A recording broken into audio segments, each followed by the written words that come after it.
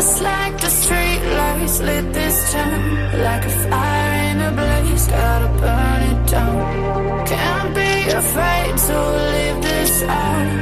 We got this far, don't know how. I see danger in your eyes. They know we'll burn down the night.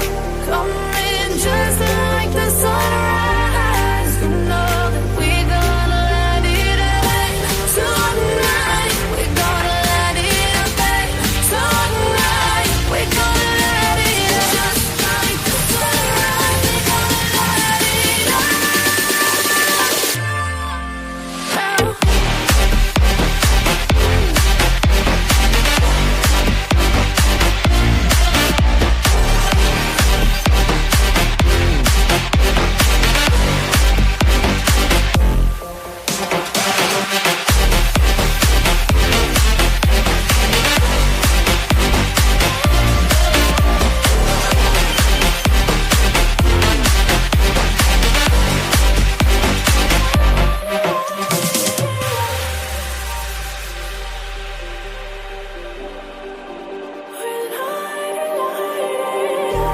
Just like a spark that's breaking out.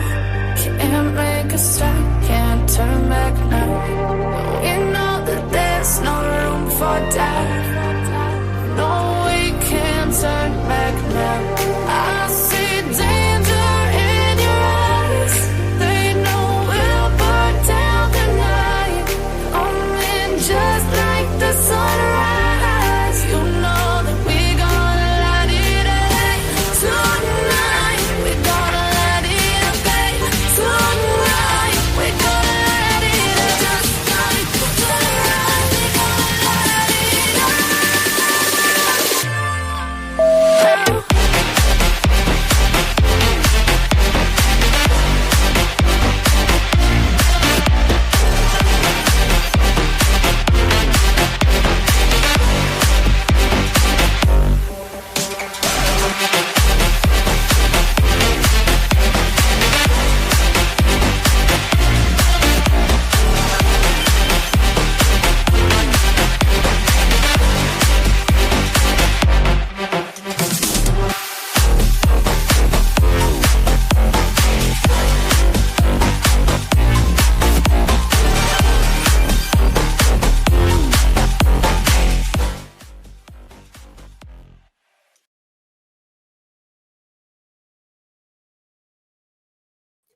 Hey guys, good afternoon. Good afternoon, everybody. How are we doing today? How is today going? We having a good day? Good day so far? It is Thursday, the 4th of September.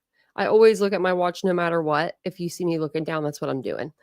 But welcome in, everybody. If this is your first time here to the channel or you're watching on a replay, my name is Tanya or Titanium Built. You can call me either or.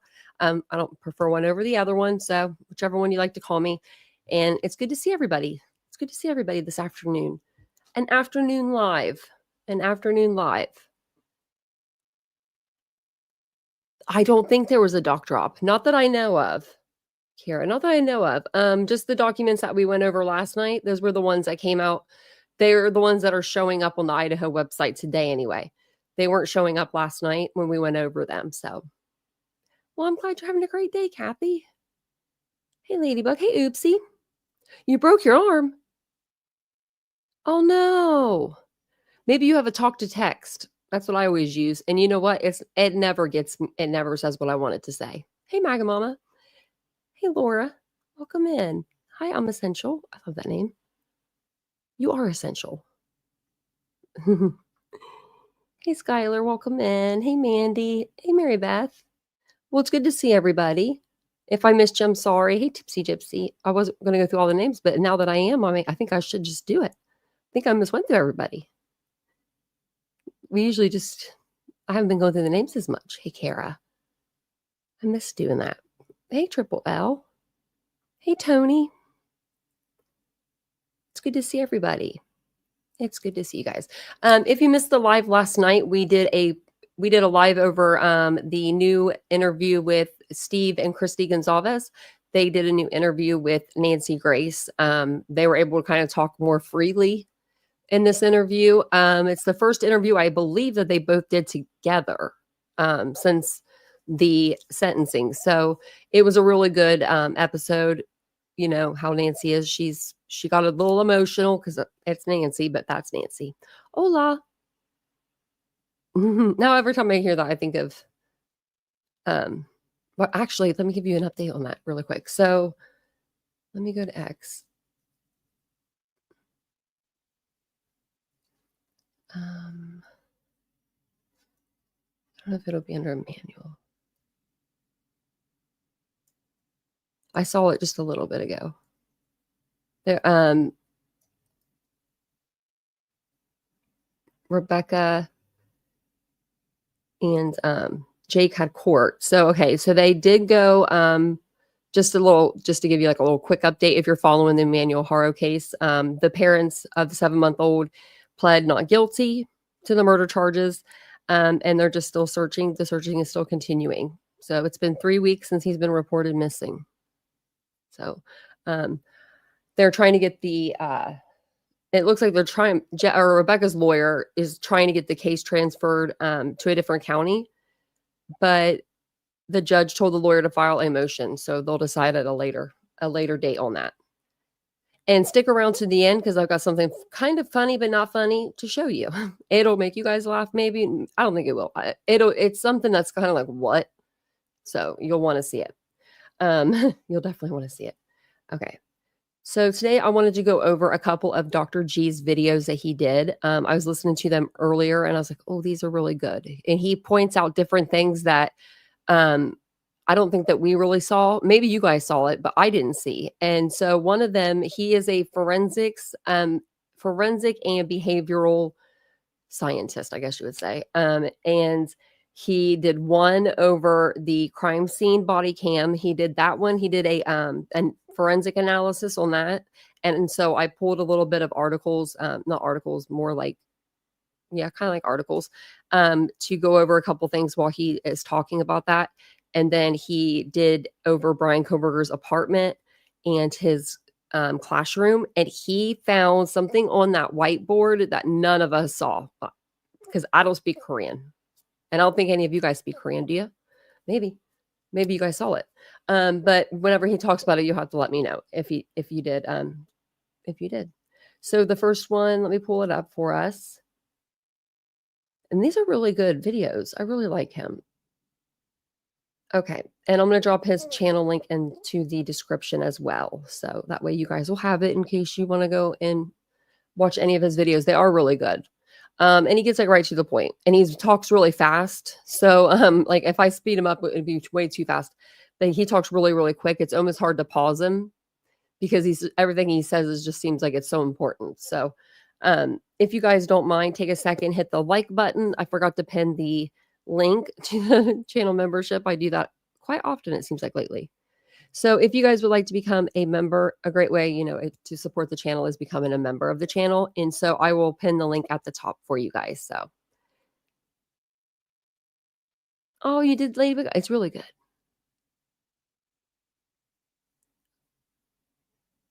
Okay. Are you still not feeling good? Kara, I hope you're feeling better. Hope you're not as sleepy. Okay.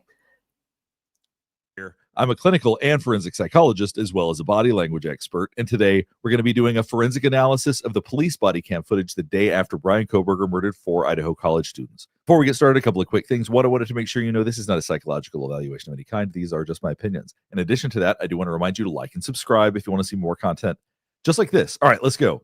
Now, this is a long video, so I'm just going to be playing the most important segments, but this is the day after the Idaho student murders. This police officer does not know that he is preparing to walk into a murder scene. Yep. Where's she at? Where's she at? Yes.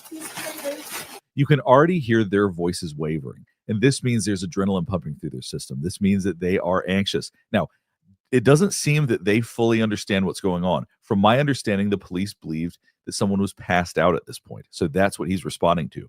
As you can see right here, I want to show you what this student is doing when he gets in a little bit further. Where at? Up here? Up here.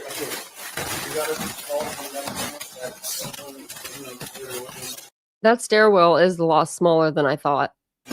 Something you may already be noticing, and I want you to look out for, is how tight everything in this house is. The stairway is small. Everything is very windy, which would have added to the chaotic nature of what was going on.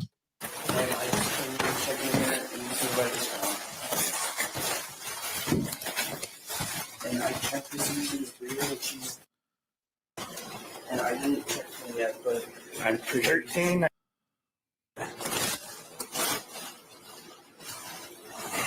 I wish I knew what call he made there. 13 something. Okay, do it. So as you can hear in the officer's voice, even just briefly, everything changed right there. You hear the tension in his voice almost immediately. Once adrenaline starts pumping, once the body starts tightening up, you are in protection mode, because this is not what he anticipated. And that's a big part of what we're going to be talking about today, is the expectations were defied. Nobody was going to expect what happened. Nobody is going to expect what they saw. So it's going to be very hard for people's brains to recognize and reconcile with what was actually going on and what actually happened. When they talked to one of the roommates later about what they recall, we're going to get much more into that. But now I'm going to jump back. Let's listen to this police officer for a second. Okay, do it. I don't know if they're still in here now. 1370. Oh, I said it again. And you could hear the student was speaking and the officer didn't even respond. He is now laser focused on what's happened. I'm just going to skip ahead because he's exploring the room and everything's redacted as it should be. Now, I mentioned I was going to point out what this student was doing. You see this position right here, hands over his head, elbows up. We do that when we're in a panicked mode because it forces us to breathe through our diaphragm. So if you try to do that and take a breath through your chest, you just can't do it. So it's not like you consciously think that you need to do this. Your body just automatically does it. But that's a way to try to force yourself to calm down a little bit. You oftentimes see people who have been in tragedies or who have been in some sort of catastrophe doing this exact thing. So this body stance does force you to breathe through your diaphragm. So I looked up 1370, and it said if it's 1370, there's no standard code, but it said that they most commonly use codes of 10 or 11. But it said that if it was, it could be like a code to a specific like department or like place. So maybe, I don't know, maybe Moscow has a like secret kind of code that they use for if there's something wrong with a student on, you know what I mean? Like a student, because they are right there on campus. Like, but I don't know. 187 is a homicide. Okay, thank you.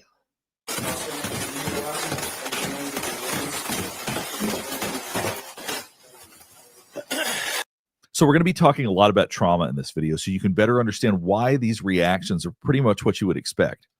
Okay. Nobody's allowed to leave for now. Okay. Just stay here for me, please. So you can hear the wavering in his voice, which is completely understandable because, once again, the amount of adrenaline pumping through your veins does not allow you to have an even, steady voice, particularly because he wasn't expecting it. If someone said you were getting ready to walk into a crime scene that looks like this, and he did, it would be totally different. It would be activating in that sense, but it would probably feel very, very different. The I don't want to interrupt them, but I wonder who that person is there walking away. unexpected nature of what happened is such a big piece of the intensity of the trauma that occurs in an experience like this. Can you guys go over to the dumpster for me, please? You notice how slow everybody's walking? It's almost like being in a daze. When you dissociate, part of trauma is dissociation. So in other words, you are taking a step out of reality a little bit. Sometimes time can get compressed, sometimes it can get elongated, but it affects your perception. And this happens with PTSD. It happens in short term if there's been a trauma. And all of these students are going through a trauma right now. They don't know what's happened. The unpredictable nature of what's going to happen next is also adding to that. So you have to understand, really making sense of trauma is understanding how unpredictability has completely thrown off their worldview. Okay, so before he gets into that, I did look up some stuff about like what kind of trauma this would be, because there are, I guess, like 3 different types of trauma, and this one is the one that fell like into that one. Let me see what the 3 types are. So there's acute, chronic, and complex. So acute results from a single stressful event, and that could be like car accident, physical assault, SA, natural disaster, terrorist attack, sudden unexpected death of a loved one. That could be it. Serious medical diagnosis or life-threatening injuries. And then the symptoms can be emotional, cognitive, physical, and behavioral. And they appear within hours or days of the event. So even like, they are prolonged. So intrusive memories, flashbacks, nightmares, intrusive thoughts, negative mood. You'll have shock and numbness, anxiety and fear, disordered thoughts, confusion. You'll avoid anything that reminds you of the trauma, including people, places, and conversations. You'll avoid thoughts and feelings associated with the event. You'll have hyperarousal, exaggerated startle responses, being jumpy or easily frightened. Hypervigilance, constantly being on guard for potential threats. I have that. It's terrible. Irritability and angry outburst. Sleep disturbances, insomnia, nightmares, or restless sleep. Disassociation, which I was going to pull that up here in a few minutes. Depersonalization, and then derealization. So feeling detached from one's own body or thoughts, and then feeling that one's surroundings are unreal or dreamlike. Physical symptoms, I'll just let you guys know those, and then we'll get back to the video. Fatigue, headaches, and muscle tension. Stomach pain or gastrointestinal issues, and nausea and a racing heart. So.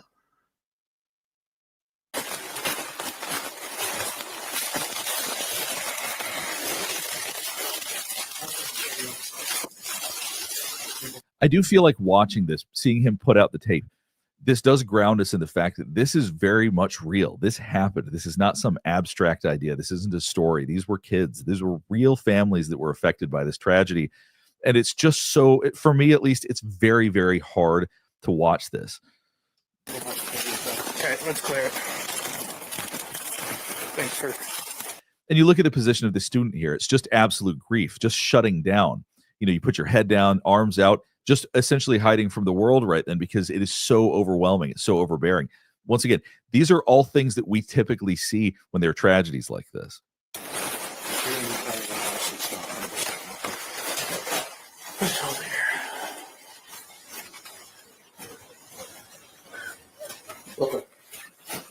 I'll just start down here. And you can hear the voice of the officer whose body cam is on. You can hear his voice change. The adrenaline has settled down. He's trained for these kinds of things, but it was so unexpected. That's what caused that reaction. Police department.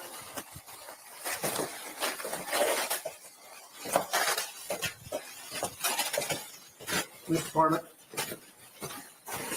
So even as they're actively looking for somebody, this goes back into training mode. Immediately, I think that once the adrenaline settles down, once you know what you're dealing with, then it goes back to just following what you know how to do. And so all of the feelings probably get set aside right now. Now it's just in the mode of like, let me make sure that everybody's safe. Back into that sort of mindset.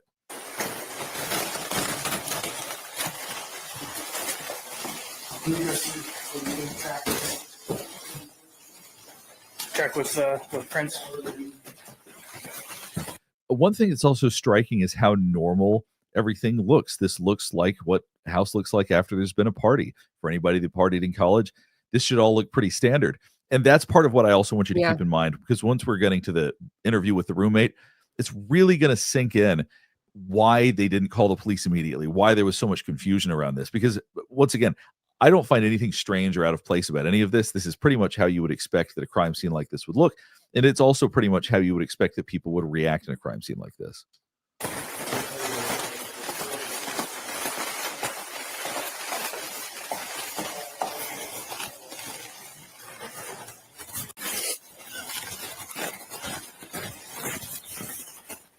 You see how everybody's huddled together. Typically, when you see people, if they're not in an emergency situation, they'll be more spread out. They'll be more casual. We do this type of solidarity. We do this for protection. I don't think they're actively worried about anything happening, but everybody knows it's a crisis. Everybody is traumatized right now. So you are seeing people huddle together because of that reason.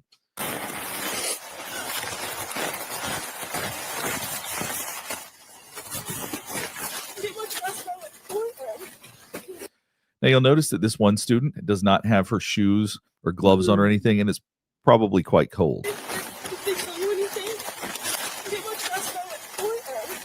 because you tend to numb out during this. You just can't think straight. This is part of dissociation. You just lose contact with your sensations. You lose contact with time. All of these kinds of things impact how we sense the world. In the main room. This is one of the. Pretty much they were in the main room. I heard the dancing and laughing. Kaylee went upstairs and she screamed because someone was in the room and she ran downstairs. And I kept calling her name and she wouldn't answer. And then I saw the guy. And I just locked the door and I ran downstairs. But we don't know what's going on. So you see her almost bracing herself with her pants right now as she's talking about this. You hear the pressure in her voice. She's probably making the connections with what she experienced the night before and what actually happened. It's probably all starting to feel a bit real. So there's a little bit of panic coming through as she's talking about this. You can hear how fast she's speaking. It's going to make an extremely intense emotional experience to try to piece all this stuff together. Can you come here with me, please?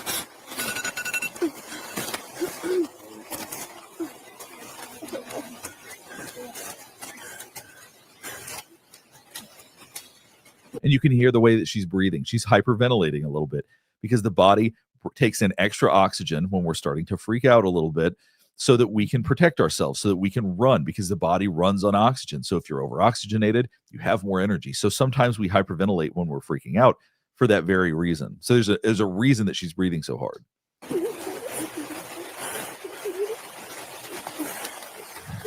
Break Fire 3170. Could you guys grab some blankets for all these people out here? Oh, okay. You see how her hands are covered in front of herself, just trying to protect herself right now, emotionally, if nothing else, but just not knowing what's going on. That sense of confusion is going to make her feel like she needs to be protected. Nope. Just come over here with me, please. And I was trying to go to bed and I heard Kaylee, who, ex-girlfriend, who has a dog in her. Real fast. Which one is your room? Kaylee. Which one is your room? Oh, What room are you in?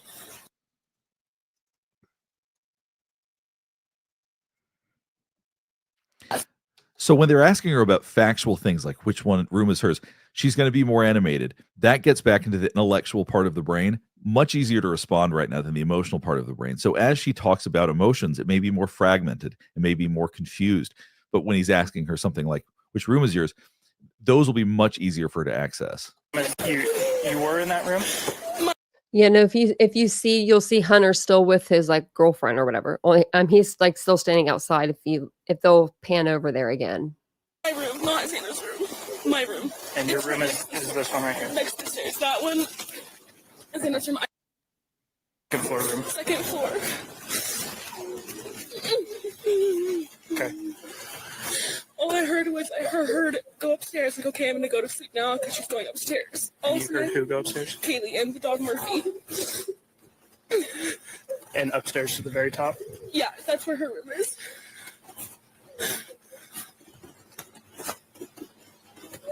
Okay. Now, I do want to say something. I was thinking about this earlier when I was in the shower. That's where I do my best thinking sometimes. If Kaylee and Maddie, right, if they would have got a hold of Jack that night, because they went up to their room, whatever, right? They started calling. Well, maybe Bethany knew they were going to call Jack. Maybe she didn't. But either way, she may have thought it was just like one of their boyfriends there, right? I think that if Jack came over that night with Kaylee being a little intoxicated and wanting him to come over, and then Maddie being super intoxicated, unless Maddie passed out before he got there, I think Maddie would have made noise and been like, oh, Jack's here. Or, you know what I mean? Like, I think she would have heard that, but I mean, she probably would have heard them say his name, but you know, I think that she could have associated the sounds that she was hearing with like one of the girls' boyfriends coming over, or ex-boyfriend, if you want to be technical. And then all of a sudden I heard walking up, I heard her. You can hear people crying louder in the background. The reality of this is starting to settle in a little bit more. The dissociation may be lifting a little bit, but it's going to go in and out because that's just the way that trauma works. Scream, and she ran upstairs because she saw someone. That's what I'm pretty sure she said. Someone's here, and she screamed and just ran downstairs. And I called for her name, but I jumped up and locked my door because I was so scared. And then I heard someone in the bathroom, and I heard her crying, and I heard some guy say that you're going to be okay, I'm going to help you. So if you're curious as to why you wouldn't call the police right away, I want you to think about if you went to college parties. If I went to UGA, I went to plenty. I'm very familiar with what the typical sort of response at college parties is. And if there was something crazy going on, if you were in your room, you might not think about it. There could be screaming and hollering and fighting. There's all sorts of things. You might come out and look, or you might not. The idea that they moved on after this may seem strange, but it truly isn't, because there's no part of any of their realities that would have thought my friends are going to get murdered tonight. That is just not how the human mind works when you're in a normal situation. Let's keep going. I've got more to say on that, but I want to get to some other parts first. And I kept calling her name, but she wasn't answering. And then I opened the door for a second, and I saw this guy, and he was not insanely tall, but he was wearing all black and like this mask, which is covering his forehead and his mouth. And I locked the door, and I called, and I didn't know what to do. You see how she's moving her hand as she talks about this? This is tapping deeply into how she feels about this. It's almost like she's reenacting it. Obviously, she's reenacting it in her mind. Physically, we tend to reenact things a little bit as well. At 4 a.m., yes. Okay. And so then I just ran down to you left here? I left my room down to she's that one with the white blinds at the very bottom. Okay. I ran down there and we talked, and we just locked the door. We didn't think anything up. You see her how she continues to talk with her hands. We do this when we really want to connect with somebody. She really wants the officer to know what she knows. She really wants to get her point across. So if you're 2025, we went over it last night. Yeah, I can tell you the exact date. I'll get through the documents real quick. I forget exactly. I think it was August. No, it wasn't August. It couldn't have been. I'm gonna check. Hold on. I'm gonna check. Wondering why she keeps opening up. It blew my mind. The blanket, keeps talking with her hands. That's a way that we communicate very effectively when we really want to be heard. So I can understand why she's doing that. We're like, nothing happens in Moscow, so we just like try to go to bed. And then we woke up, and it was weird because none of our roommates were up, and we called all of them. They were not waking up. Nothing happens in Moscow. That's one of the most important things that she's had to say in terms of understanding the trauma here. This is not part of their reality. It's important to get this because when they see their friend laying on the ground, they were going to assume they're passed out drunk. When they hear people running around, they might just interpret it as people being crazy college students. The sounds they heard, the things they saw are not going to make sense to them in this context at this point, because that is just reality breaking for them. Because who would expect this, particularly a bunch of college students trying to have fun? This is no part of how they see the world. It was weird because none of our roommates were up, and we called all of them. They were not waking up, and so me and like, this is weird. So I called and to come over, and then that's when all this happened. Who all lives here? And then there's February 2025. That's when he was diagnosed with. Hold on, where'd I put the stinking file? Okay. He was diagnosed with autism level 1, OCD, ADHD, and then I don't know if it's AFRID or ARFID, or I'm just gonna say AF or ARFID, which is a sensory issue, like sensory problems, which I definitely got that. Sensory issues. You all know that. Maddie, Morgan, and Keely up top. I don't know where they're at now. Maddie, Morgan. Mm-hmm. So they don't even know where two of them are right now. They are not fully aware of the scope of this tragedy. All right, describe the guy that you saw. I don't think he was a little bit taller than me, and I couldn't really see much of him, but I'm almost positive he's wearing a full black outfit, and he had this mask that was just over his forehead and over his mouth, and he didn't say anything to me, like, at all. I just shut the door and locked it because I didn't know what to do. And I think he went out like the side door, the sliding door in the kitchen that goes up to the backyard. Okay. And then See, there are a lot of details that she saw, that she connected with, but she just didn't make the association with how dangerous the situation was. Oh, I didn't thank know anything you. else, so I called and I was like, I just need to come downstairs and find you because I don't know where anyone else is. And I called Maddie, I called Dana, I called Kaylee, no one would answer. You first noticed a guy. Well, I first noticed Kaylee go upstairs and scream and run downstairs. So 4 this morning, went upstairs Yeah. to the way top. Yes, to her room with Murphy the dog. Okay. And then And you heard Kaylee scream. I heard her scream and run as fast as she could downstairs, and she said, "Someone's here." She ran downstairs. Yes, I could hear. You can hear everything pretty much. I heard her run downstairs really fast. and I remember her sobbing, and I just remember hearing this guy's voice, and I didn't recognize saying, "You're gonna be okay, I'm gonna help you," but it wasn't like, I don't know how to explain it. Like, it wasn't in like a nice way, it was like a weird way. So the weird tone she's talking about when somebody says, I'm going to help you, when obviously that's not their intent. We can pick up on those kinds of things really well. The one thing that we're really good at doing is identifying when something doesn't seem authentic. Human beings are very, very good at that. So when he was trying to manipulate his victims, saying this, I suppose, to try to lull in some sort of false sense of security, it would have sounded weird. It would have sounded chilling. It would have been a very strange quality to it, I'm sure. And that's exactly what she's referencing right now. Like, I don't know how to explain it. Like, it wasn't in like a nice way, it was like a weird way, like a weird tone. You're gonna be okay. And you see how she's playing with her hands right now. Even recalling that tone is making her more and more uncomfortable, understandably. I'm gonna help you. Yeah.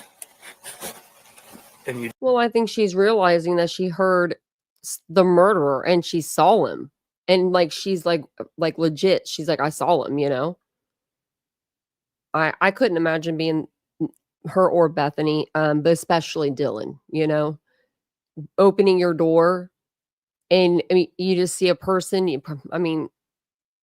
might think it's kind of weird they have a mask on, but it is cold out. It is Idaho. And the person's heading towards the door. So maybe you're like, if you're not as scared because, you know, like they're heading towards the door, they're leaving, but you think something's kind of weird. Trauma is a real thing. It's a real thing. didn't hear anything from Kaylee anymore at that No, point? after that, I didn't hear anything. So then I kept calling her name. I called on my phone, I called Xana, Maddie, and Kaylee. None of them answered. So then I opened up the door to look, and that's when I saw the guy pass by. He looked at me, but he didn't come towards me or say anything, which was really confusing to me. I don't understand that. And I'm pretty sure he went out the side door. And then I called, and I didn't think anything about fire or firework Or until I gunshot told her. or I don't anything? think I heard anything of that, but I also was kind of in and out of it because I was so scared and I was really tired. And that's when I called, and I told her, I need to come to your room because she was the only one that was answering me. So I just ran down there, and for a second I stopped and I saw Xana passed out, and I thought maybe she was just like sleeping or something. I didn't think anything because I was so out of it. And I went into the room and we just fell asleep. And then we woke up this morning and no one was waking up at all. Like no one was answering, which was really weird because all of us wake up around like 9 or 10.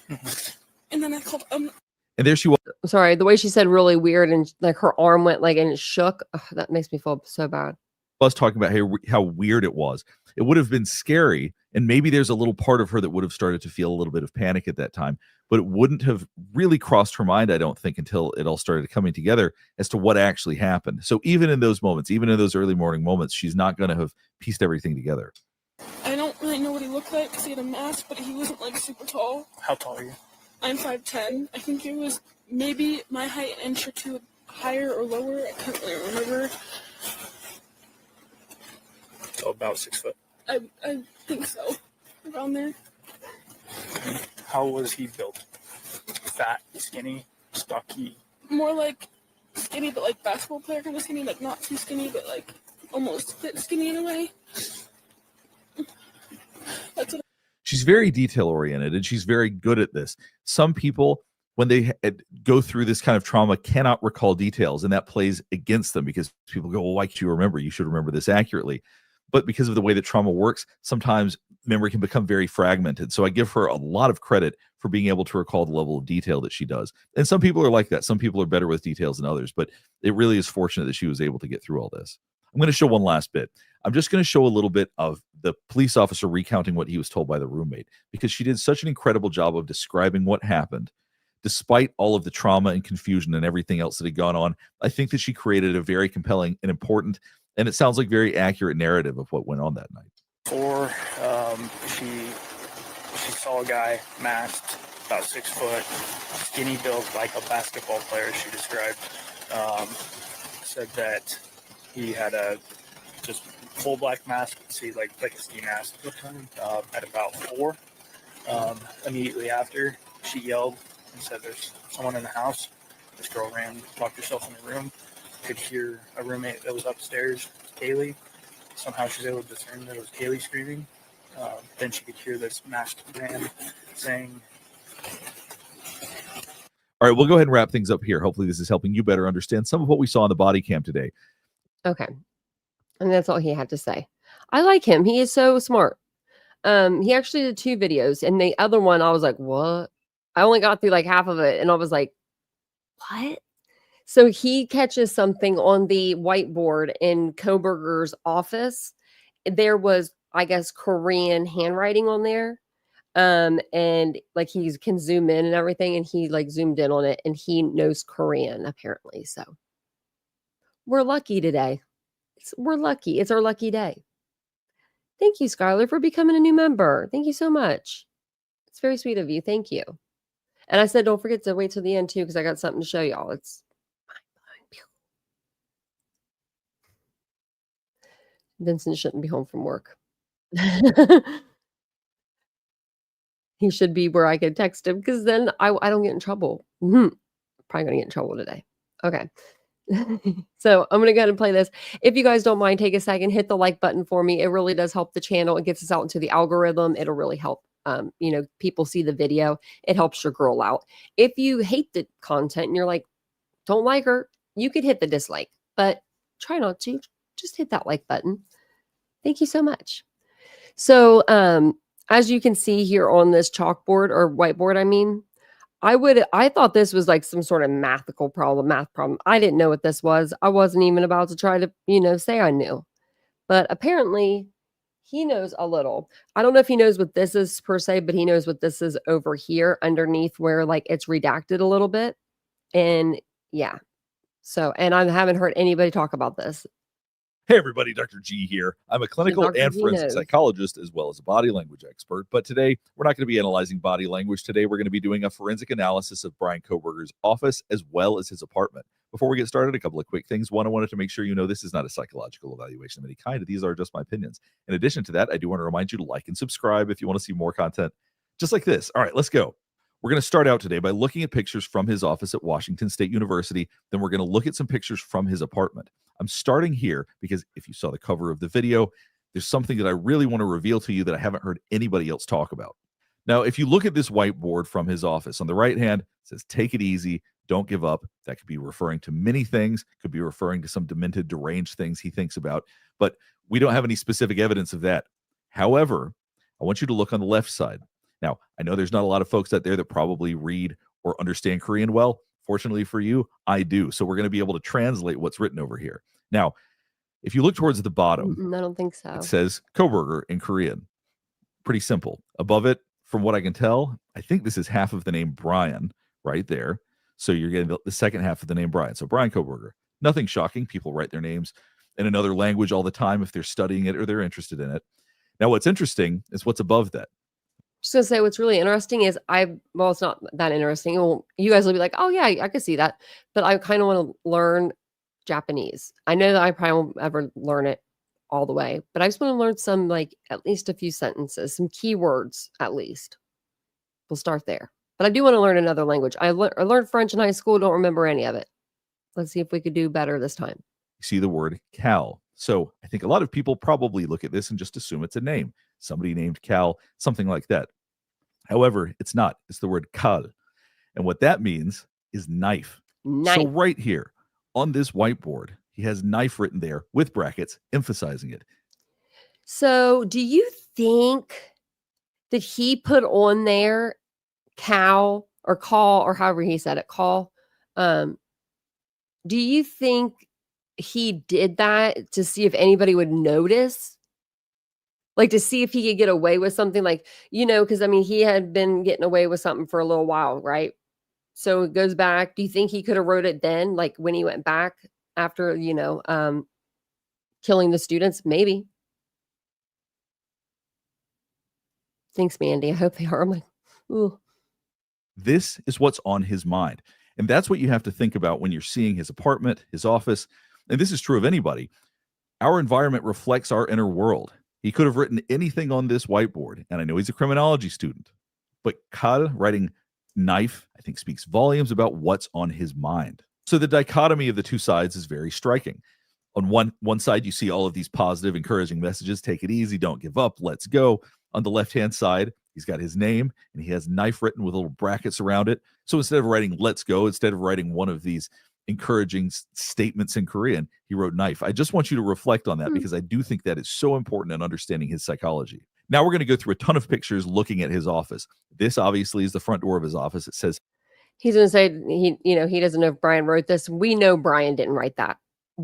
I think it might have been like the person maybe who gets the offices ready for the student TAs or something, and they wanted to make them all feel welcome. Like these people that were in this room, it looks like 3 names were on there, and maybe there was one that was a girl and she wrote hello on the door. Not Kohberger though. hello, has the smiley face and exclamation point. Not clear if he wrote that or somebody else wrote it. His handwriting's not very good, so it's possible this was somebody else. But I want you to keep in mind, when the roommate of the victims was interviewed, one of the things he'd said was, "I'm trying to help you." He said that to one of the victims. It still is bizarre and chilling to even think that he said that to them. But doing something like this, trying to seem friendly like this, if this isn't actually how he feels, because he's reported to have had quite an edge on him, can be a way to try to superficially, in a very shallow way, seem friendly and inviting. To try to basically create a mask or an image for how he wants people to see him. So obviously he didn't design his office. What's really going to tell us something is what books he has, what's written on that board. But I thought we would take a quick look so you could get a good idea of what his office actually looked like, if you haven't seen this already.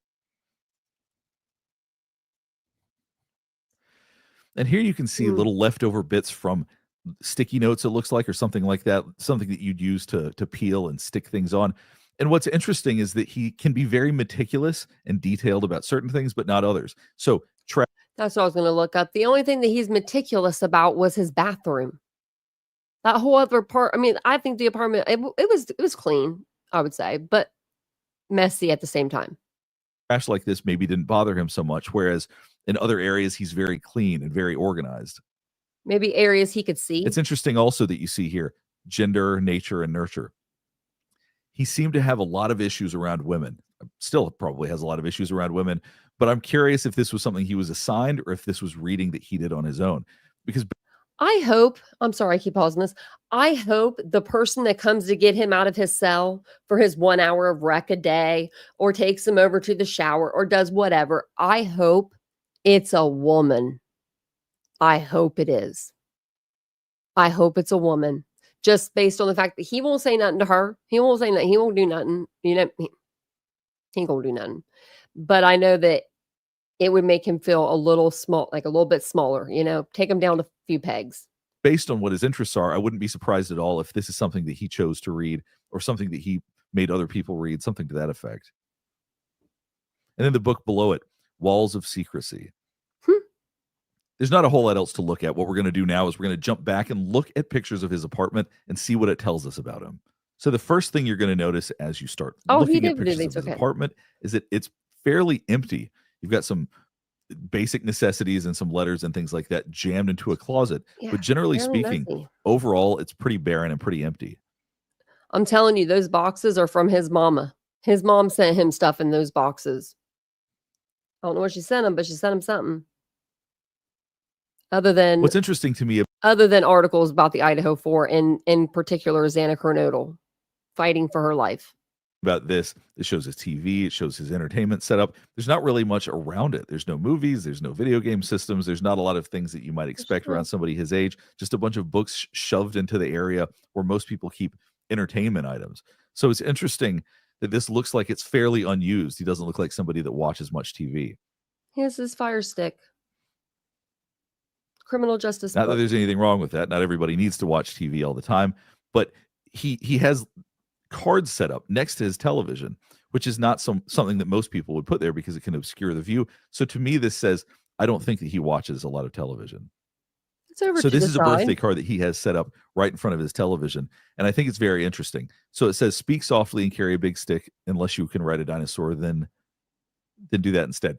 So obviously it's supposed to be funny. But what's so fascinating to me about this is that whoever gave him this birthday card pointed to a T-Rex and Teddy Roosevelt, says both of your egos. But the fact this points out both of your egos, I do think that shows that that his behavior could change very quickly. So in other words, he's quiet, that he's someone who is reserved, but the other side of him is like that T-Rex, something that's angry. It's impossible to control. So the fact that somebody noticed that and that he felt so proud of that, I think speaks volumes once again of how he wants to be seen. He wants to be seen as quiet and in control, but seems to also enjoy the fact that he has this other side to him so much that he has this sitting on his entertainment center. Now, I want you to notice It was from a student. I never noticed that before. It says you are a dino professor. LMAO. I don't know if I noticed that before. Maybe I did. he has this other side to him so much that he has this sitting on his entertainment center. Now, I want you to notice the date on this, 11/21/22. The murders occurred on 11/13/22. So something like this probably really was important to him because he did see himself as this powerful T-Rex. He did see himself as having this powerful savage side. And that's the problem with a lot of these killers, particularly ones that want to become serial killers. They see it as powerful. They see what they've done as something that is giving them strength. They see that as something to be admired. So a comparison like this, even though I'm sure it was entirely accidental by whoever gave it to him, I'm sure is something that really resonated with him. So the fact that his apartment is so empty, it's entirely possible that he cleared out some of this after the murders occurred. He may have touched something and then became afraid that he had contaminated it or whatever it is. So it's possible that this is not how he always lived, but I suspect it's probably pretty close. Because if you look at this, he just doesn't have much here. Tools, tape, laundry detergent. It's interesting to me that he keeps all of his silverware, including his knife. Everything is in one drawer. It's all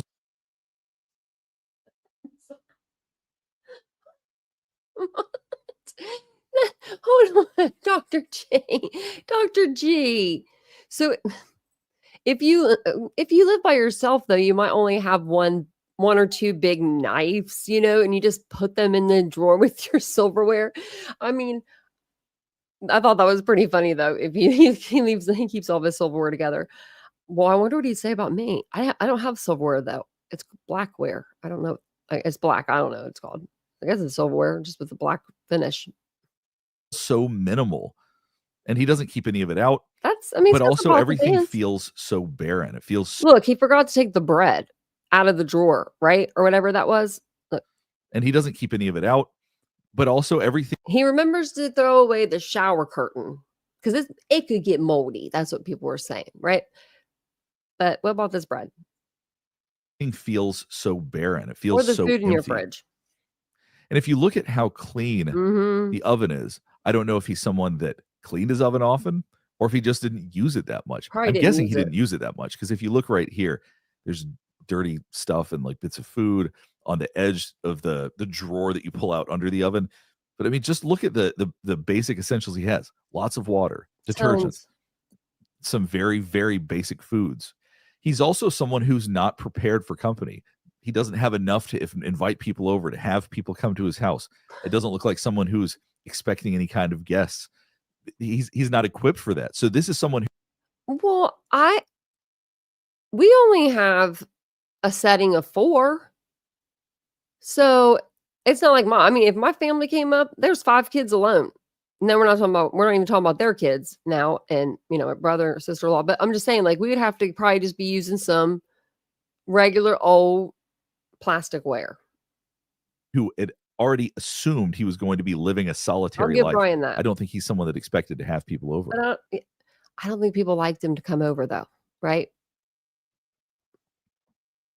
When you look at his fridge, also, there's some stuff in the drawers. It looks like some leftover bits. He's someone that it's empty, but it's not super clean. And that's what's so strange about him is it's not like everything has to just be spotless. There's just not much there. And to me, I think that the amount of things that he has is because he doesn't feel enough to care about keeping many possessions. There was that birthday card that made him feel powerful. No, I think he cares. I think he just knows that no one's going to come over to see any of it. But we're really not seeing much here that would bring any sort of joy or any sort of positive feelings. I think he's someone that is truly devoid, or it may be entirely incapable of feeling positively. I mean, you look at these books here. America's Safest City, Research Methods, Social and Health Sciences, Convicting the Innocent, Charged. I mean, all of these could just be books that he has for school. These all seem very much consistent with the kind of books that you would be assigned as a criminology student.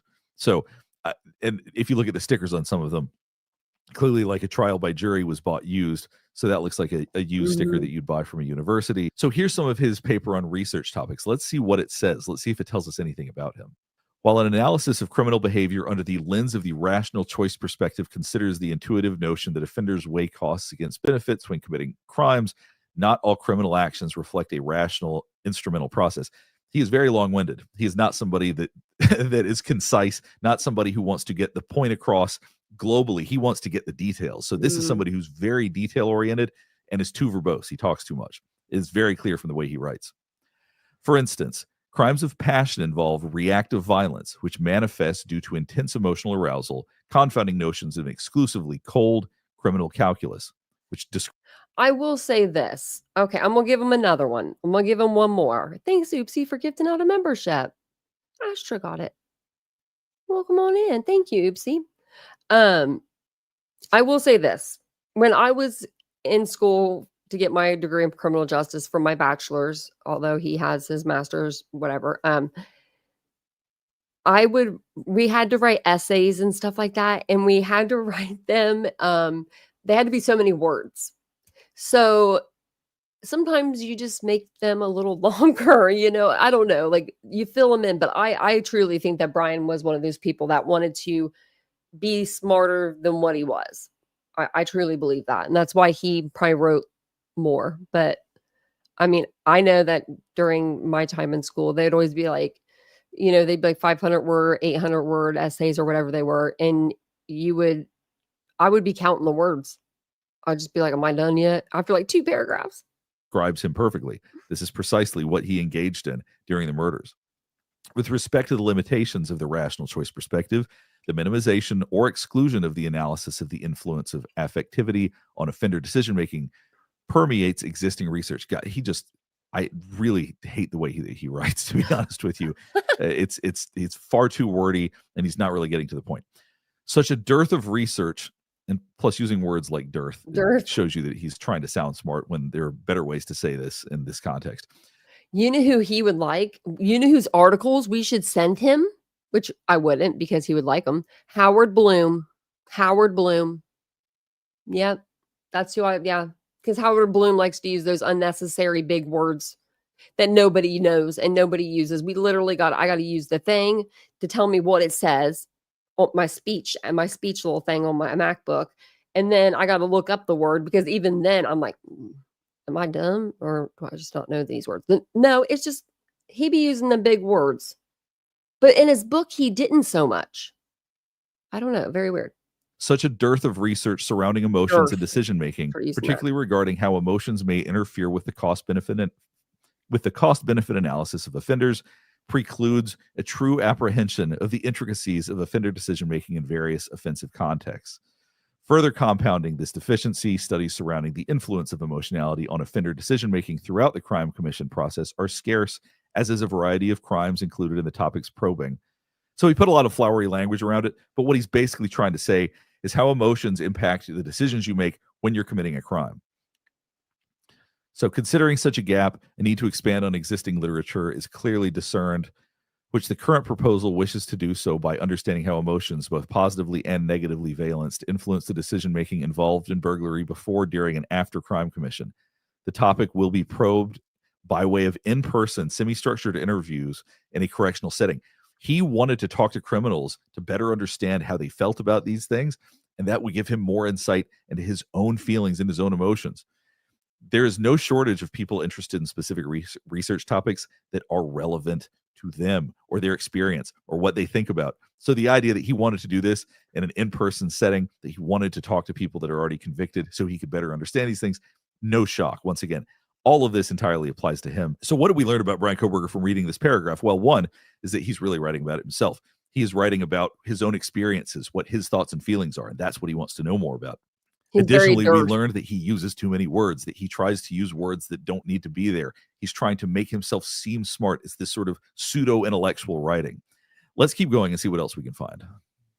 How are you seeing this?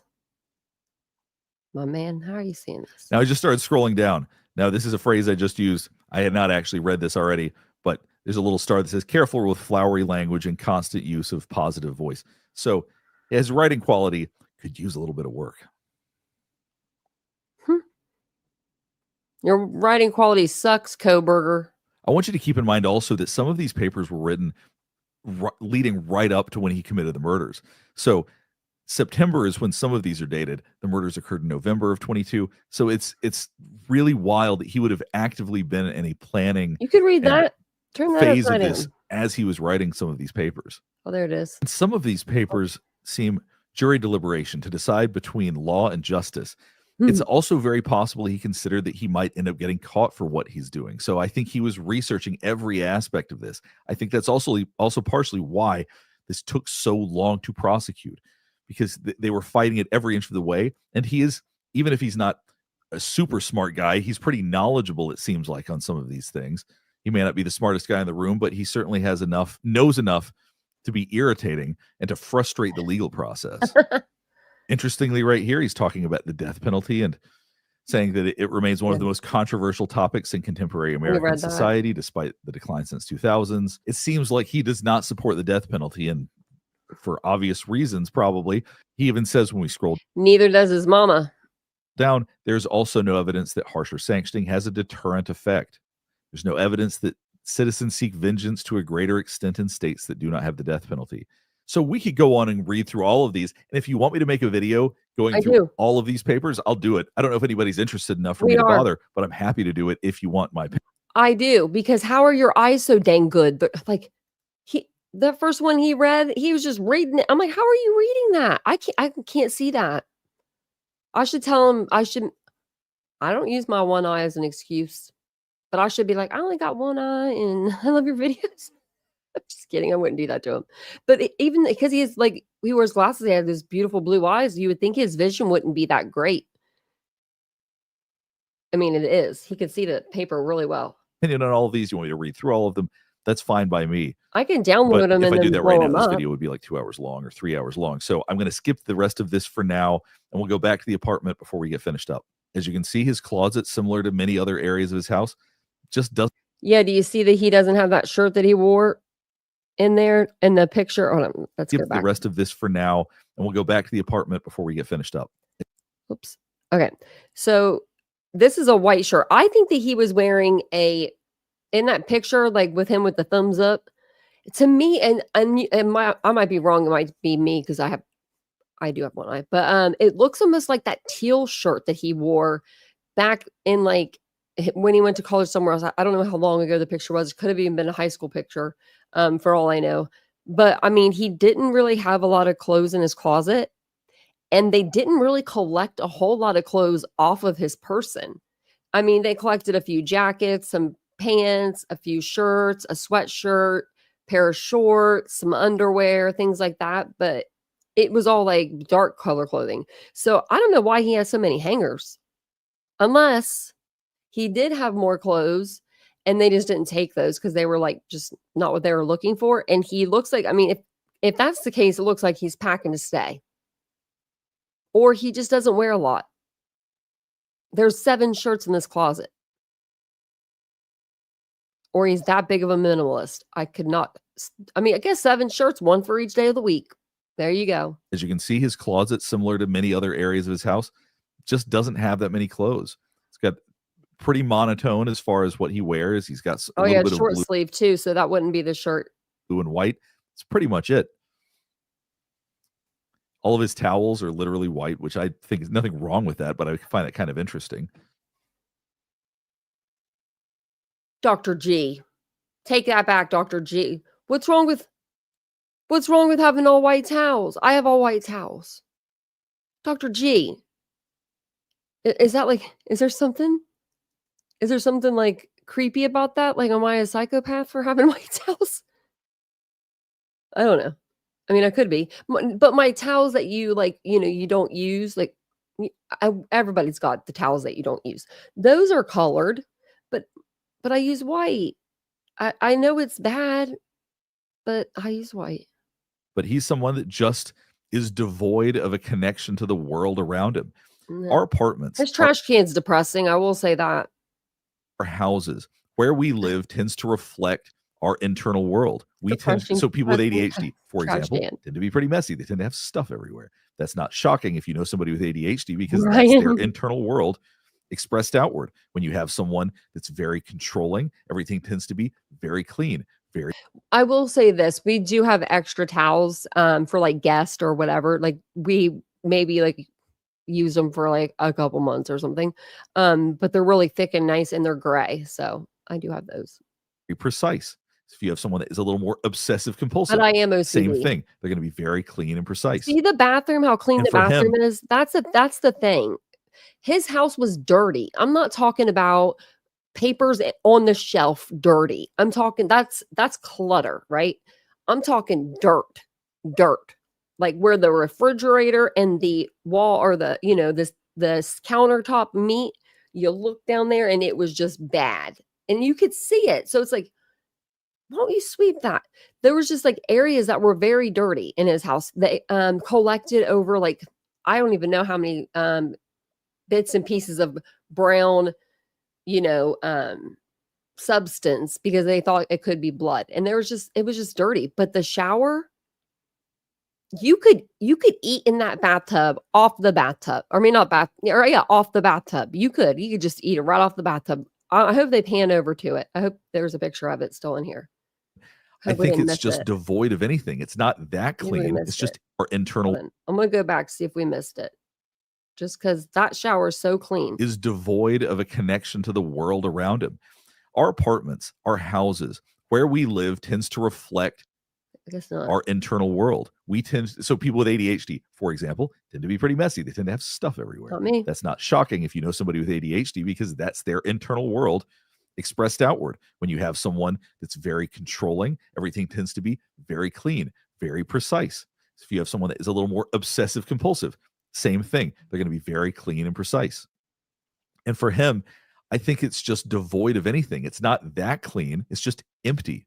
And that's very different. Oh, wait, there. Look at that shower.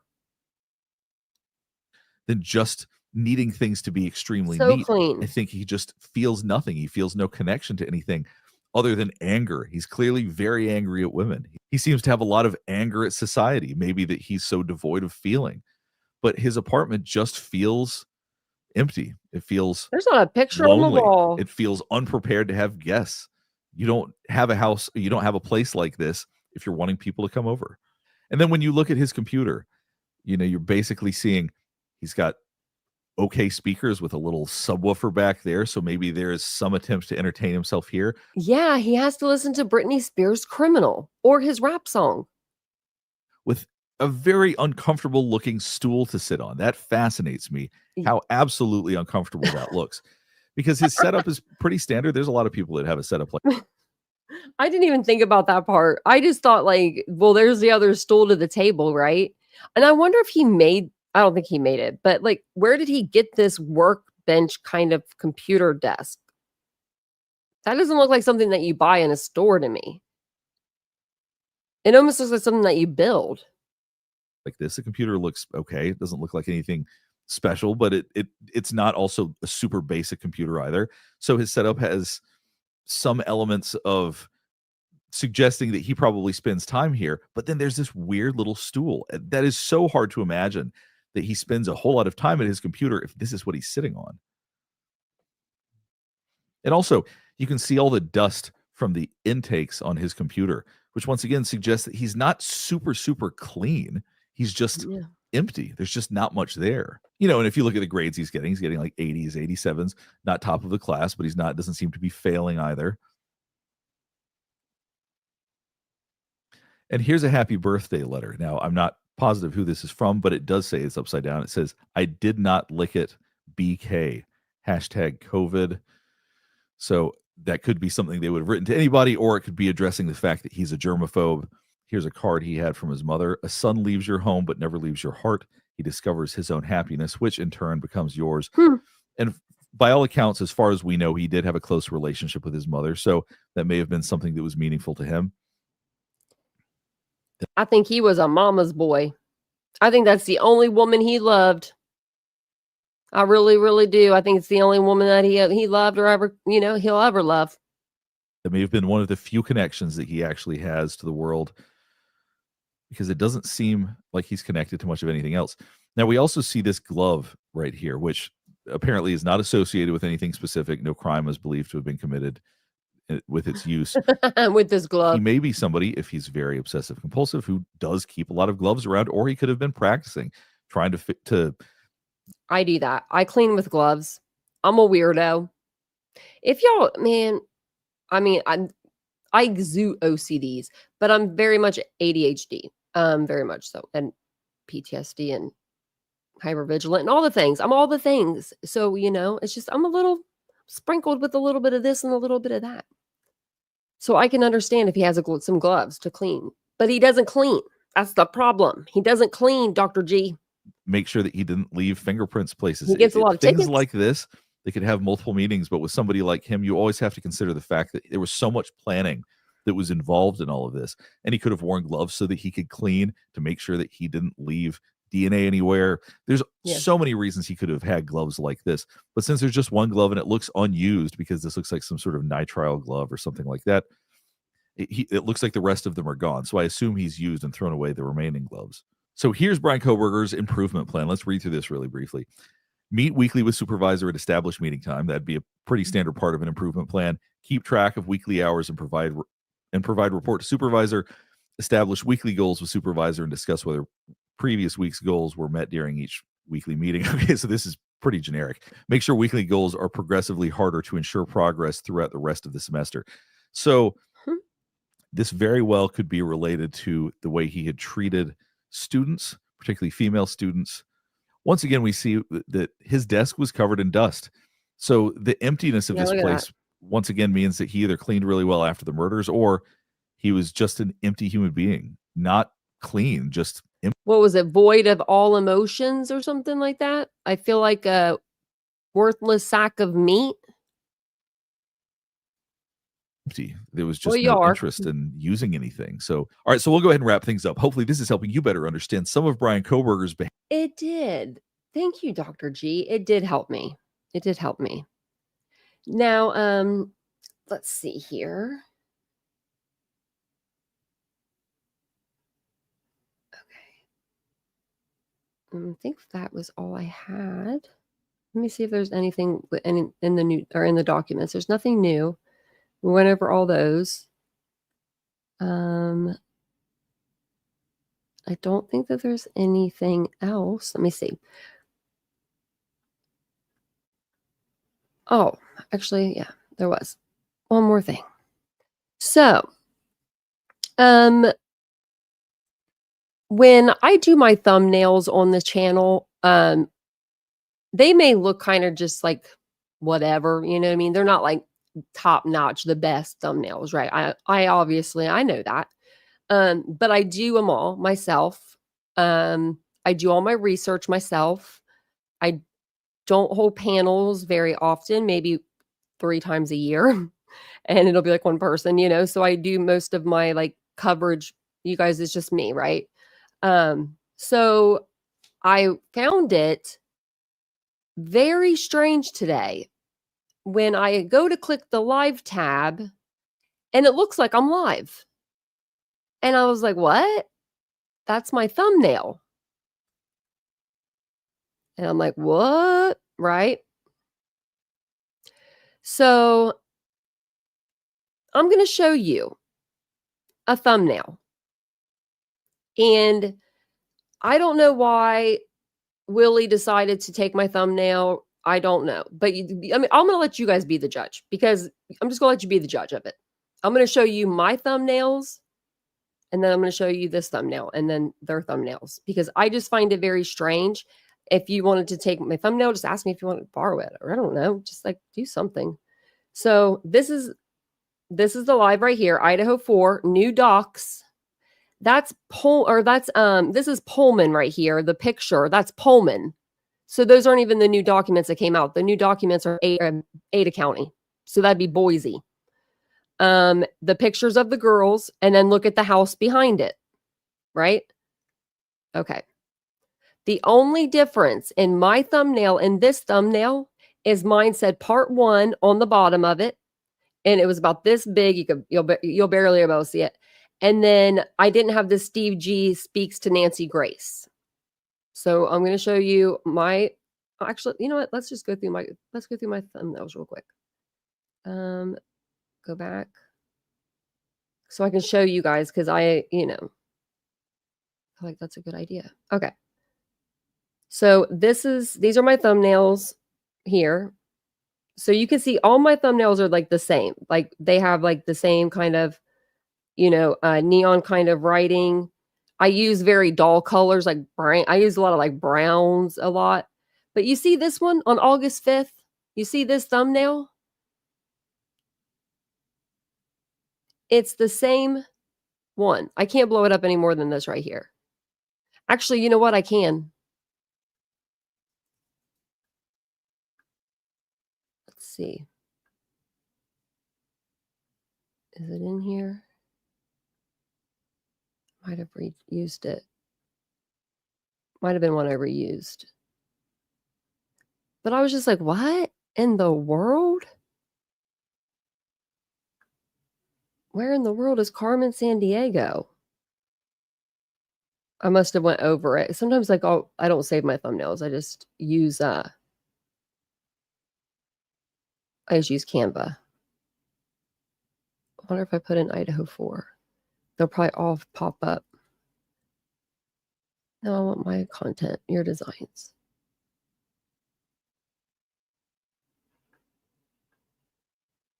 I don't know why it's not showing more than that. It's probably because I don't ever keep my stuff. But yeah, so I did my thumbnail on August 5th. And that one was from today. And I'm just like, I don't know. It's just, it rubbed me the wrong way because I really do work really hard on my thumbnails, even though technically they don't look like the best or the greatest. But for someone that doesn't even watch my channel to take my thumbnail, and we don't really like agree on the same thing. We've always been like that. We're cool. We're cool with each other. I'm cool with them, but like we just have two different opinions. You know what I mean? He's more, Bryan didn't do it, or maybe didn't do it alone. I don't know what he thinks now because I just don't know. But and I'm more of, well, he pled guilty. They got the right guy. So yeah. I just was like feeling a little type of way today when I saw that, because I was like, are you kidding? I thought I was live. I legit was like, what is that? Because it was just like, because I had just made that thumbnail August 5th, like a month ago. And I make all my, except for, okay, nope, I lied, y'all. I think there's 3 or 4 thumbnails Vincent made for me. And you'll be able to tell them, oh my goodness, I should show you them. I don't know if I could find them.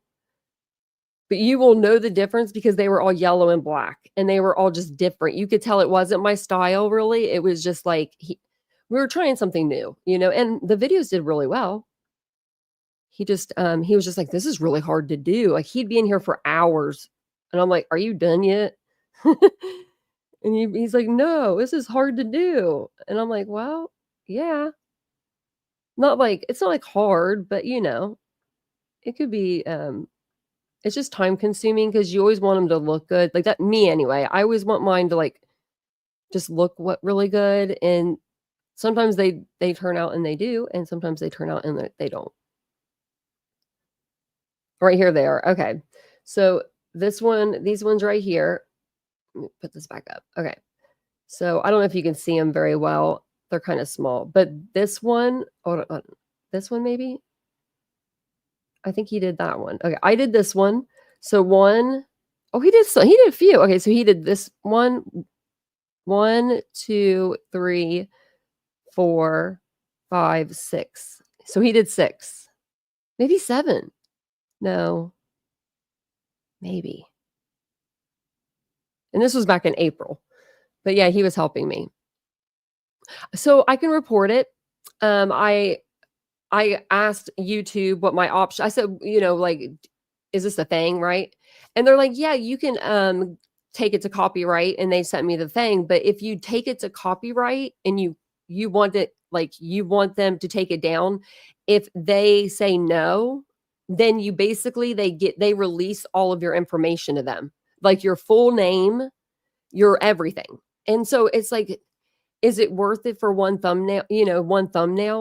And you can tell, like, let me just pull this up really quick so you can see the difference. Okay, and I'm going to pull up mine because I think you'll be able to see the difference really well here. Okay. So you see how his thumbnails usually are? These are nothing like mine. Like, look at these. AI. None of these look like my thumbnail. But this one looks a lot different than all of the other ones. If you look at them, it looks a hell of a lot different. So then you go to my page. Here we are. And look, they all are like the same. Idaho 4 is all the same font. It doesn't change except for right here. I changed it up just to see. You know, every once in a while, I'll change it up just to kind of see what will happen. But look at this. I mean, it's all like right there. I changed it up a little bit. But for the most part, I use the same font on all of my videos because I try to keep them to where you guys can tell it's me. You know what I mean? That's the thing. Like, that's why I pick I'm the boring beige girl. Look at me. I'm wearing beige. But that's just me. Those are the colors I like. I try to, like, you know, branch out a little bit with like the yellows and stuff like that. But like, you guys know me. I can't wear. I've worn a lot more color since I've been online. But I'm usually like a beige girl. Yeah, happy mom. Well, the thing is, me and him had a bet going. He owes me $20,000 if you want to be technical, because he bet it that Bryan Kohberger would get off with this. And I said, no way, Jose, buddy. And we got up to 20,000. So I'd like my money, Willie. And I like my thumbnail back. It's just like, man. Yeah, if they do continue, I will report it. Yeah, if it's something that continues on, I definitely will. I mean, my name is, it's out there. I mean, if you look, it's there. I mean, I own a business. I know that it's, you know, I've even said it on my channel before, like my full name. I've done that. Not something that I want out there in the universe, just because there are a lot of crazy people out there. Like, oh my goodness. So there's a creator that she's on the platform, and I don't care what she's done or said or whatever, but there are people that are driving by her house taking like pictures and video, and then other creators are showing that. I don't want that to happen to me. That's scary. That's extremely scary to me. I have 2 dogs. Oh, and I have the cat in here, but I have 2 dogs that, I mean, right away alert me. Today, I forgot they were coming around to change the filters, the air filters. Well, they change them with like these air filters that are like the cheapest that you can buy. So we buy our own air filters because we do have animals and stuff. We want to breathe better, you know? So I meant to put a note on the door. We always put a note on the door, and we'll say like, hey, we change our own filter because, you know, we have dogs and they bark and they're just crazy. Well, he knocked today and I was like, who is that, right? We all are nuts in this house. The dogs go barking. I mean, just run into the door, and they sound vicious. I mean, Araya is. I mean, Araya, yeah, if someone ever messed with me, I do believe Araya would take their face off. I mean, she's taken a dog's eye. She's not afraid to hurt someone, apparently. But so I don't have any fear of that and that. I guess it would be more of like, I don't know, just knowing people are near your home. I don't know, where that's just too personal. Oh, so the person that I was, okay, so the person that's taking my thumbnails, or is that who you're talking about, is Truth Nation Uncensored. And he only took one just today. But but the person I'm talking about is allegedly with Brittany, is the one that has someone riding past her house. And I don't, you know, I know she's done stuff, whatever. I don't care. I don't care what they do, because that's their bubble. I'm over here in this bubble. But I do care if somebody would do that to me. Like I care that they did it to her. That's what I mean. That's why I'm bringing it up. But people should not be showing that and then using it as a threat. And then trying to backpedal. Let's backpedal that. No, we're not doing that. You don't go by people's houses. You don't send people down to start arguments with people. You don't do things like that. It's just crazy to me. I would get off the internet, but this is her full-time income. So I can understand in a way why she doesn't. Actually, you know what? I don't even know if I would get off the internet, tell you all the truth. I try to take a day off and I never can because I just like hanging out with y'all. I feel like I'm missing something if I'm not here with you guys. I'm like, what's going on? I got to get on there. So yeah, I like hanging out with you guys. But yeah, I couldn't believe that today. I was just like, I guess I'm just going to laugh about it for now. Just for now, you know?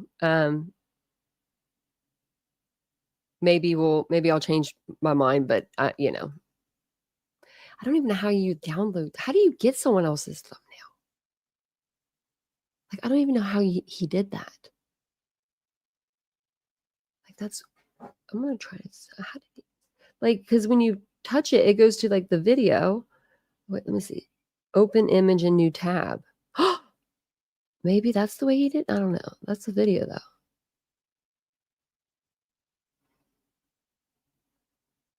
I don't know how he did it. But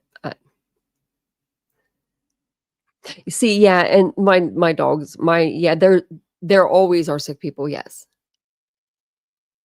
Exactly. Yep. As long as they don't show up here. Because I'm not afraid to I'm not afraid to, like, you know, I don't have any weapons per se, like guns. I probably shouldn't say that, but I have cameras. So if anything were to happen to me, Vincent would see it.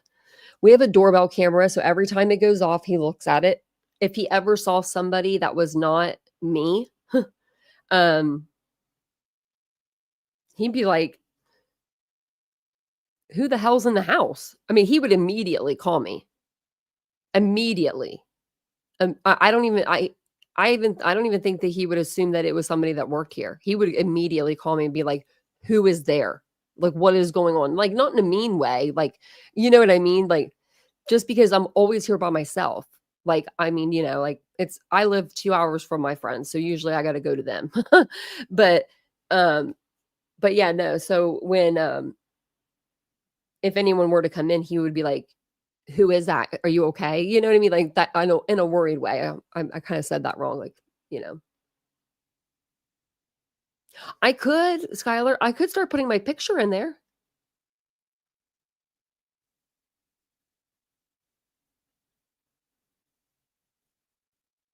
How did BK know she was there? I don't think that he really went there for Kaylee. I think he went there for Maddie. I think that was his target. And I think Kaylee just happened to be there.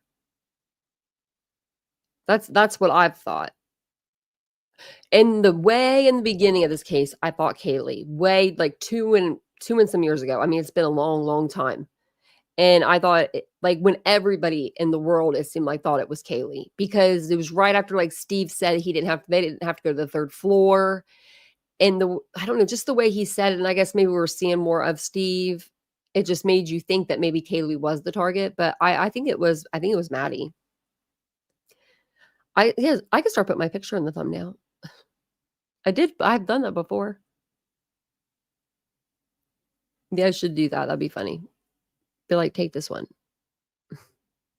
But oh my gosh. Yeah, I couldn't find it in my little thing though. Oh wait, I bet it's in here somewhere. I have so many like thumbnails, images from the Idaho 4 case. My computer is so probably boggled down with them. But I want to save them all. I don't want to like get rid of them. You know what I mean? Like, I want to try to save like as much as I can. Who is this guy? I forget. Oh, I forget. Oh, let's look up, let's see if what's his name ever came back to the internet. William 127 or 126 or whatever his name was. 127 comes up.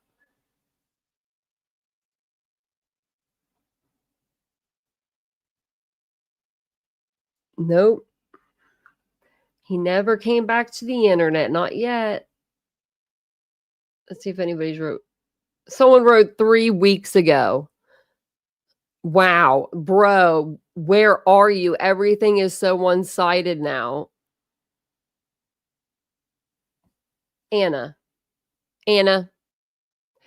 step away from the computer, the laptop, the iPad, the whatever device, your phone, your watch, whatever device, just step away from it.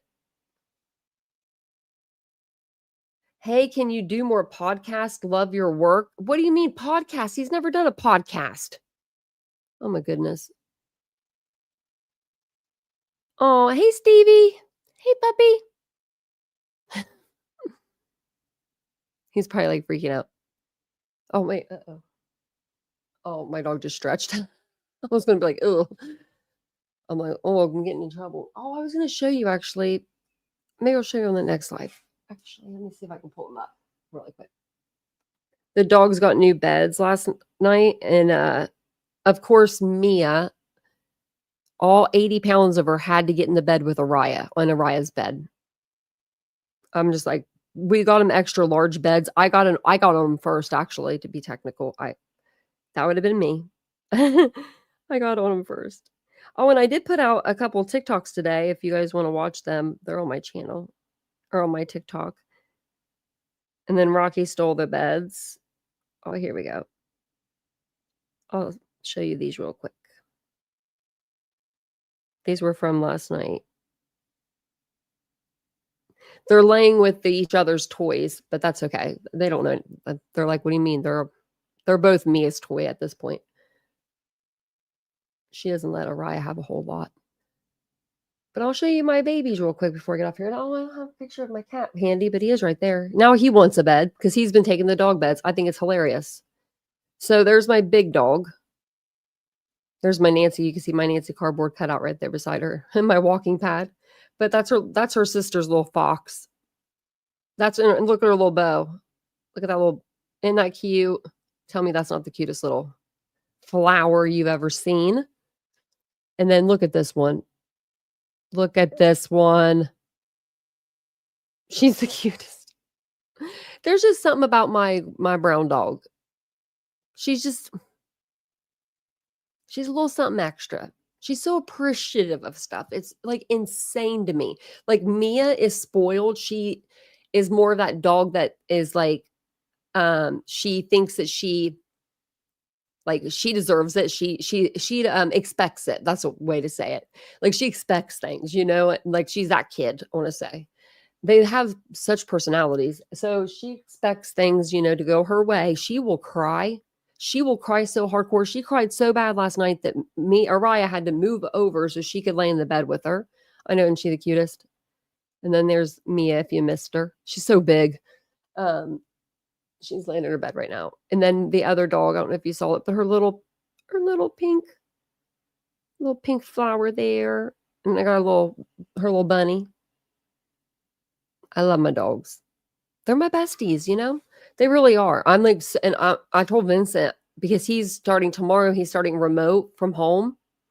And I said, buckle up, buddy. Buckle up. Because you were away from these dogs for 10 hours a day. It's a lot different when you're with them all day. You know what I mean? So they're the sweetest. Ladybug, my dogs are the sweetest. They're the cutest and the sweetest. And my cat's the best ever. Oh, and then today, when the guy knocked on the door, even the cat ran. The cat was trying to get behind the bed. When I went back in the room, I'm like, we're all crazy here. I love fur babies. So Happy Gabby, she is like, when she's on the bed, she can lay like a human and her legs will touch the end. Her head's at the top. So she's about that big. She's tall. She's about 6 foot. She's on her like hind legs. And she's about 80, 90 pounds, I'd say. And she has to sit on your lap when she goes to the vet. She's scared of the little chihuahuas and stuff. And she's hilarious.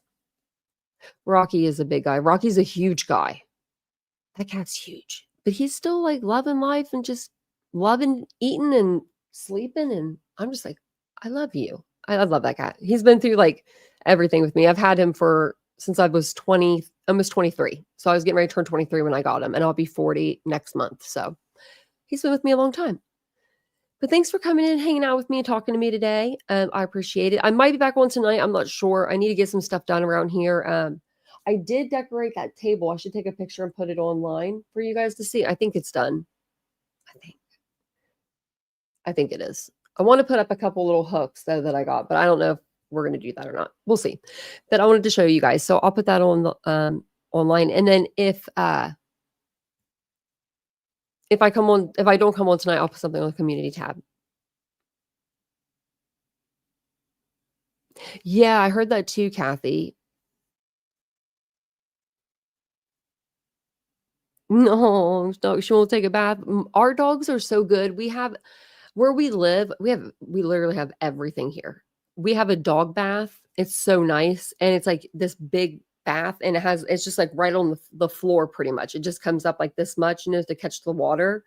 It has like a nice sprayer. And I guess Vincent always washes the dogs because they're so big. I can't really get them in, and he said they went right in last time. So I was like, oh, well, maybe I'll try next time. But there's like a little blow dryer in there for them. They have different like brushes, different treats, and like, yeah, they do it really good here. No wonders why they want to charge us extra $100 a month. But that's better. That's not as bad as the $300 before. So thank you guys so much for being here tonight or today. I appreciate it. If you guys don't mind, on your way out, hit the like button. If you guys missed the live from yesterday or last night, we did do 2 lives. We did one during the day. I don't know. I think we read through documents, both of them. First live, I'm not sure actually. My brain's shutting down. I'm like, I don't even know. But we did some, I think, yeah, Idaho live. Okay, yeah. So if that's what you're into, make sure you go check it out. Also, I do have some stuff on the Patreon, the docuseries, the new documentary that came out like right before or right after Bryan pled guilty. All that stuff's on the Patreon for you guys if you'd like to look at that. Also, I have the Long Island serial killer on there. And all that. So thank you guys so much for being here today. I appreciate it. I will see you guys all later this evening or tomorrow. Have a wonderful night. Bye, guys.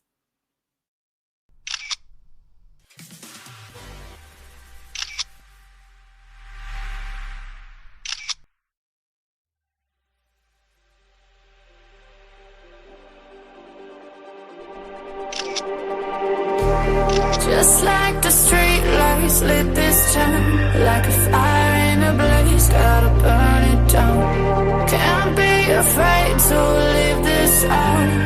We got this far, don't know how.